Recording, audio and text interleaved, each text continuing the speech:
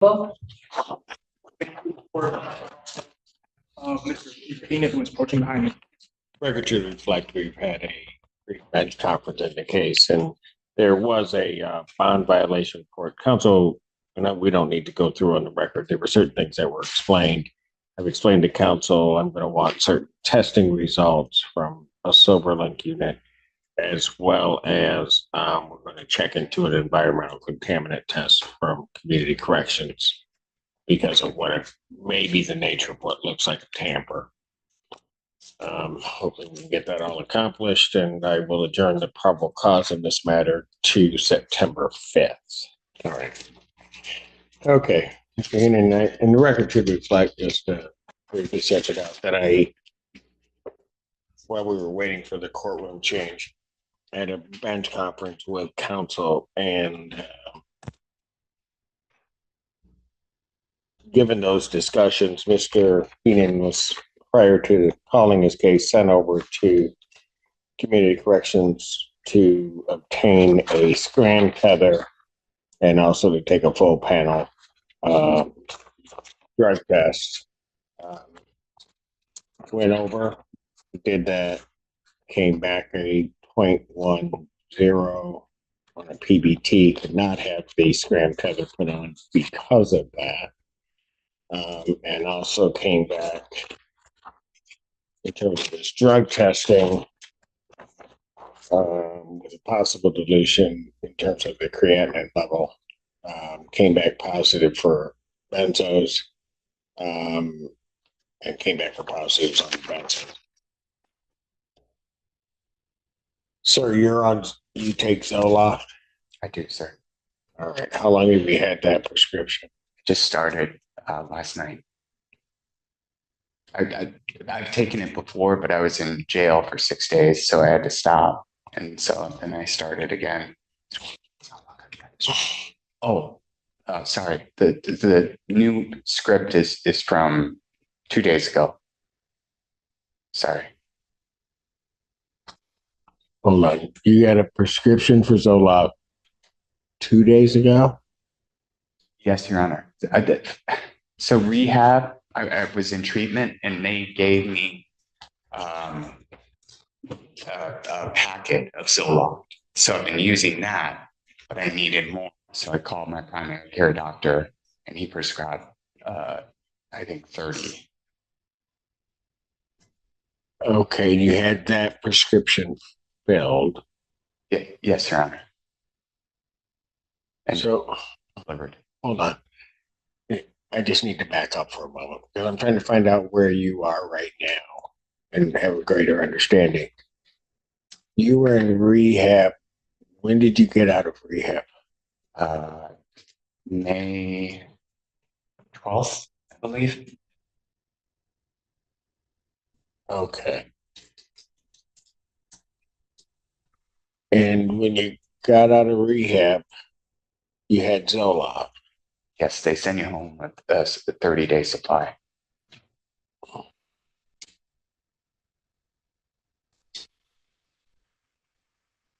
And so at some point, then you ran out. No, I still have some, but I needed to call my doctor anyway and tell him about this. And so I asked for a refill. Okay. All right. Where were you in treatment? West Palm Beach, and it's called McNally. So a very good treatment center. To what?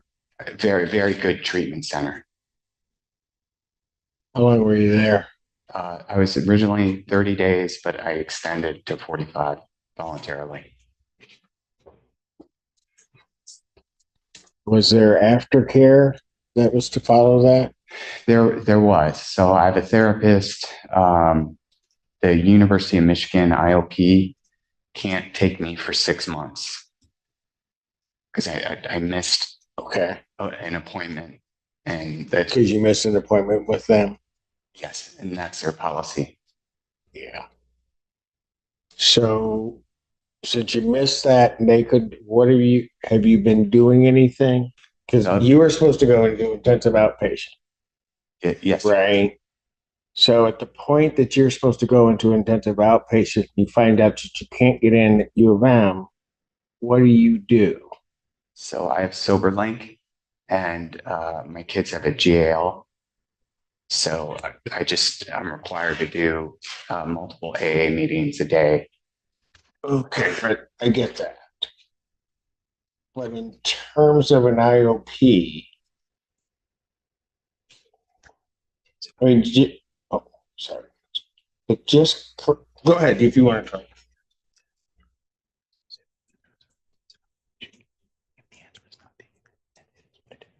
Oh, I've reached out to Brighton. They have an IOP program. It's on Zoom though.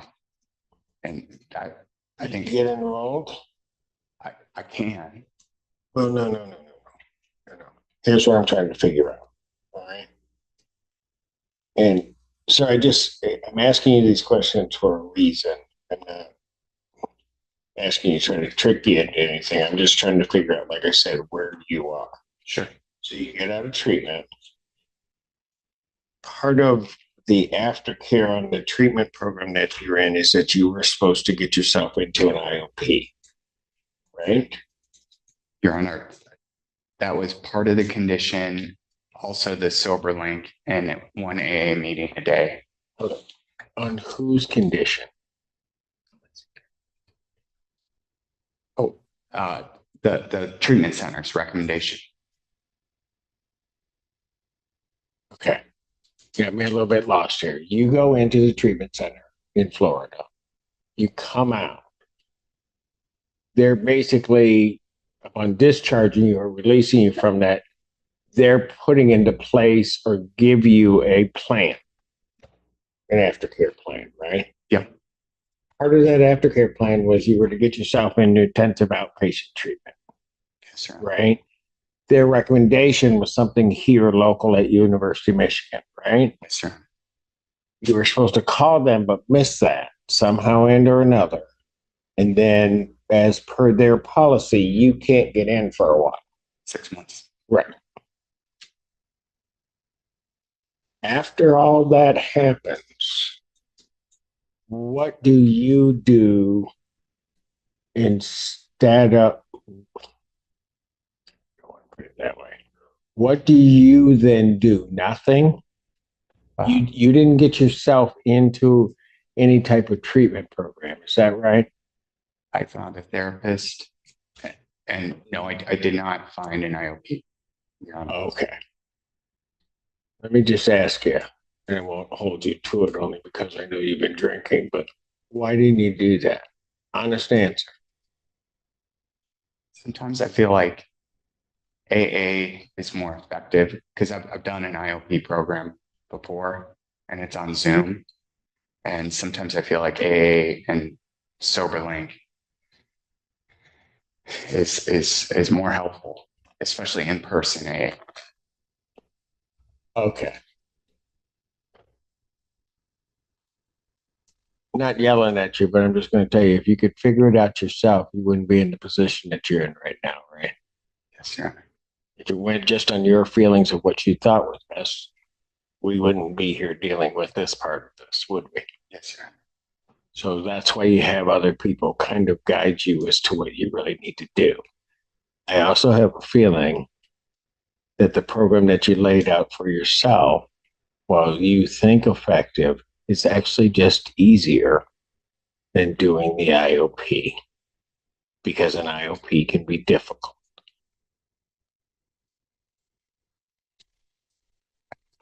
I desperately wanted that Michigan IOP 9 to 1, Monday, Wednesday, Thursday.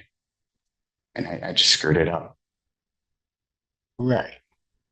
But then you also then didn't put anything in place once you had messed up. Right. And in fact, if you're going to be honest about it, the stuff that you put in place was just easier stuff so that you could say you're doing something. That's fair, Your Honor. Yeah, I know. I've seen it for a while. And that's why you weren't going to go into the IOP. it was the easier path. Yeah. All right. Mr. Heenan, let me ask you this. You blew a 1-0. When did you stop drinking? When's the last time you had a drink? So about 4, I woke up and my hands were shaking. So I drank some high noon. And then at How 7, much high noon did you have? just enough till my hands stopped shaking. Okay, what's that? Tell me what that means. Like for me, it's like 4 to 6. And then at 7 this morning, when the liquor stores open, I had a DoorDash delivery of more high noon. And I drank again until my hands stopped shaking. And how much did you have that time? Your Honor, honestly, I just kept drinking until my hands stopped shaking. It was a 4-pack. Okay. Is a 4-pack? High noon comes in 4-pack. Right. Here's what stands out. The judge isn't simply questioning Peter, he's guiding him. Pay attention as he breaks down the aftercare plan, making it clear that while Alcoholics Anonymous can be supportive, it does not replace structured treatment. In legal terms, failing to complete an intensive outpatient program can signal non-compliance, putting bond conditions at risk. But this moment goes beyond the law. It's a dose of hard truth.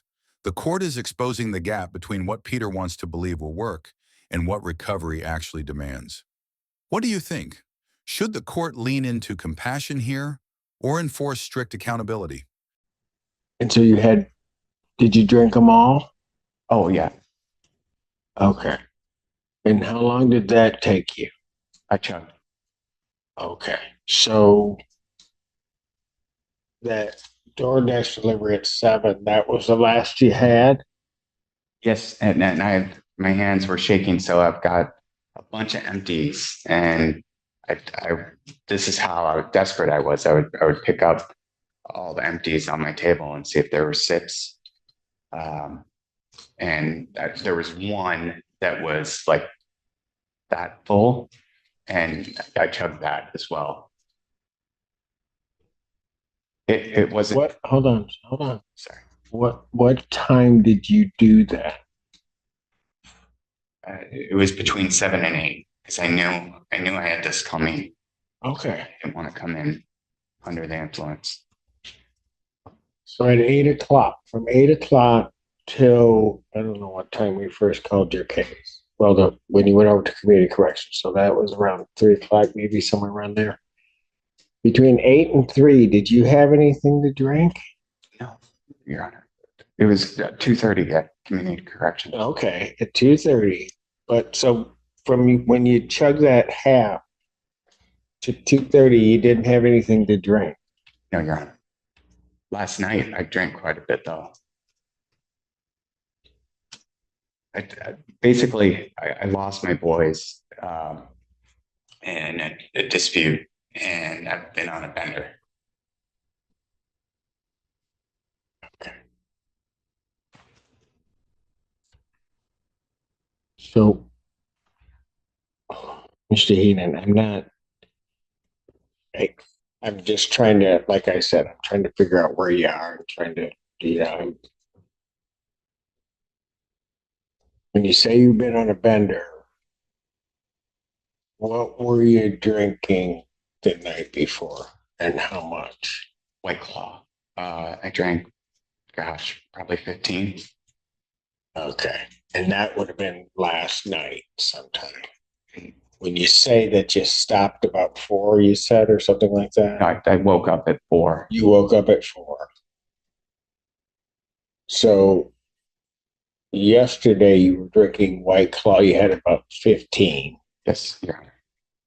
for over just that day, that evening? All day, yeah. Okay. And at some point, you stopped drinking. Either you passed out or you just stopped. Yeah, no, I You felt probably passed out. passed out. Your Honor. Yeah. And then you woke up at 4. Yep. And then you needed something else. Yeah, my hands were. Right. I get why. But you You needed something else, and that's when you got the other stuff. Or you already had that. I already had it. Okay. I had White Claw and High Noon. Um, I usually when I'm sober, I'm a fit person. I run marathons and stuff. So High Noon and White Claw are the lowest calorie drinks. Okay. And so then you switched to the High Noon, and you did that, right? Chugged them. You're Heenan. Do you think you're in trouble? I mean, just not with the court. I'm not talking about with the court, but just with you and your sobriety. I do. I have 16 years of sobriety. So I know I can do it. I'm just having a hard time right now with this divorce and losing the kids. And just life is hard right now. I had to resign my job I loved. And it's just been rough. Okay, so right now you're also not working. I had to resign to go to treatment. All right. So here's what I'm just going to let you know that you're going to be staying at the Washington County Jail, temporarily revoke your bond. Okay. Now, I'm not doing that necessarily as a punishment, but I have no way to release you and keep the community nor you safe. Okay. And I'll just ask you this.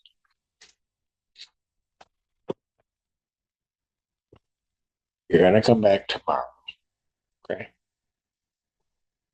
And I'm going to set that for 9 o'clock or 10 o'clock tomorrow morning. When you come back, and I may ask you this tomorrow, but I want to know right now, what would you like to see happen right now for you? I would like it to scram tether and start taking antabuse. Okay, Mr. Heenan, is that what you really would like to see happen? I need some accountability, yes. Okay, but you also need some help. Right. I agree. I do have a sponsor. Have you called your sponsor? No, you haven't. Hold it. Answer my question. Have you called your sponsor? No, I was too embarrassed. Yeah. And the reason that you want the scram and the antabuse is because those are sort of easy things that I can do out of sight. Okay. You don't have to answer that. Okay. Okay, because I know what's going on. I've been doing this a minute. Okay. Between now and tomorrow morning, here's the thing that you're going to have to do. You're going to need to do the hard work. This isn't going to be easy. And you have to get in your head, because you've done it before, but you have to get in your head that there's not going to be an easy path. This is going to be a hard path for you. And I think you really do know that inside. You just don't want it to come out. People don't come to me whenever they're before me and ask me, give me a hard way to go, Judge. They don't do that, right? So they're not expecting you to necessarily say that to me. I'm just telling you, this isn't going to be this easy path, this shortcut. And you got to wrap your head around that, right? You just have to understand that. So we're going to try to get something in place for you, because I put it this way. If I let you out right now, you don't make it through the night without drinking. And you know that. Not with the scram. I could put that scream on you. You're going to drink. I spent. Oh, you're going to drink. Okay. That scram is not a magic bullet. It's not going to stop you. The only thing that Scram is going to do, quite frankly, where you are, the only thing that Scram's going to do is just tell on you. It's not going to stop you from drinking.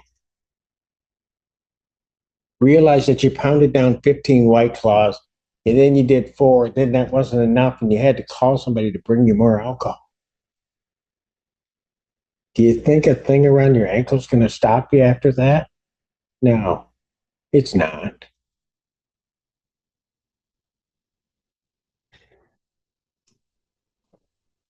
Jail was really hard for me. I know.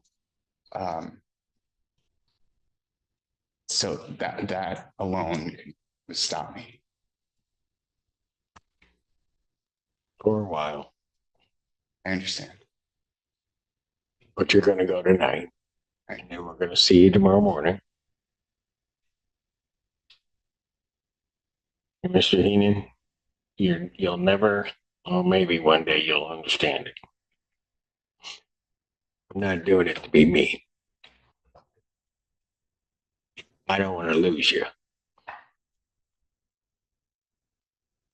And I know if I let you out of here, there's a good chance we're going to lose you.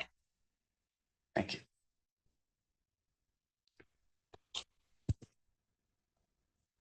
Probable cause conference will be adjourning. I'll just also call it a bond hearing. 2024 9 a.m. or as your invite indicates. Anything additional? Nothing from defense, Your Honor. All right. Bond will continue. Mr. Heenan? You're looking a whole heck of a lot better. Thank you so And much. I'm just going to let you know. The change is undeniable. Just one night later, Peter appears calmer, healthier, and genuinely grateful. The judge's tough love approach clearly struck a nerve. From a legal perspective, this hearing highlights a critical balance, safeguarding the public while giving a struggling defendant a real opportunity to recover. This case reminds us that justice isn't always about punishment. Sometimes it's about intervention, stepping in before it's too late. The takeaway? Accountability and empathy can coexist in the courtroom. When a judge listens, challenges, and leads, meaningful change becomes possible. If this case moved you, hit like, share your perspective in the comments, and subscribe to Courtroom Uncovered for more real moments where justice meets humanity.